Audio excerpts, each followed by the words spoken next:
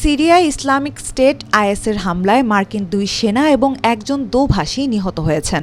আহত হয়েছেন আরও অন্তত 3 মার্কিন সেনা। 13 ডিসেম্বর ওই সংঘর্ষে হামলাকারী নিজেও নিহত হন। যুক্তরাষ্ট্রের সেন্ট্রাল কমান্ডের বরাত দিয়ে এ তথ্য জানিয়েছে কাতার ভিত্তিক সংবাদ মাধ্যম আল জাজিরা।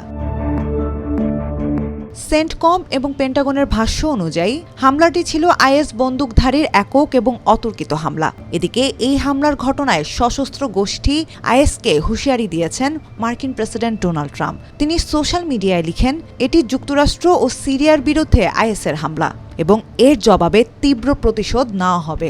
আহত 3 সেনার অবস্থা স্থিতিশীল বলেও জানিয়েছেন তিনি।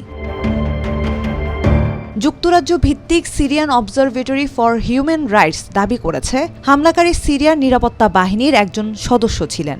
এখন পর্যন্ত কোনো গোষ্ঠী হামলার দায় স্বীকার করেনি এবং হামলাকারীর পরিচয়ও প্রকাশ করা হয়নি।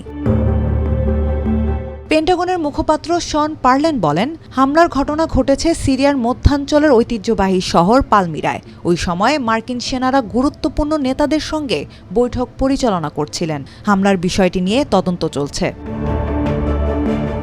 তিনি আরও বলেন, এই হামলা এমন এলাকায় হয়েছে যেখানে সিরিয়ার প্রেসিডেন্টের সরাসরি কোনো নিয়ন্ত্রণ নেই। সিরিয়ার রাষ্ট্রীয় গণমাধ্যমগুলো জানিয়েছে, হামলায় 2 জন সিরীয় নিরাপত্তা সদস্য আহত হয়েছেন। এদিকে সিরীয় পররাষ্ট্রমন্ত্রী আসাদ আল শাইবানি এই হামলার নিন্দা জানিয়ে নিহতদের পরিবারের প্রতি সমবেদনা জানান।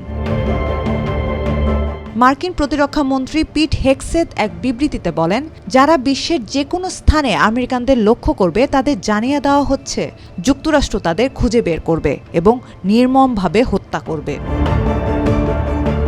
এছাড়া মার্কিন বিশেষ দূত টম ব্যারাক বলেন, মধ্য সিরিয়ায় যুক্তরাষ্ট্র সিরিয়া যৌথ টহলের উপর চালানো এই সন্ত্রাসী হামলার আমি তীব্র নিন্দা জানাই। আমরা সিরীয় অংশীদারদের সঙ্গে সন্ত্রাসবাদ দমনে অঙ্গীকারবদ্ধ।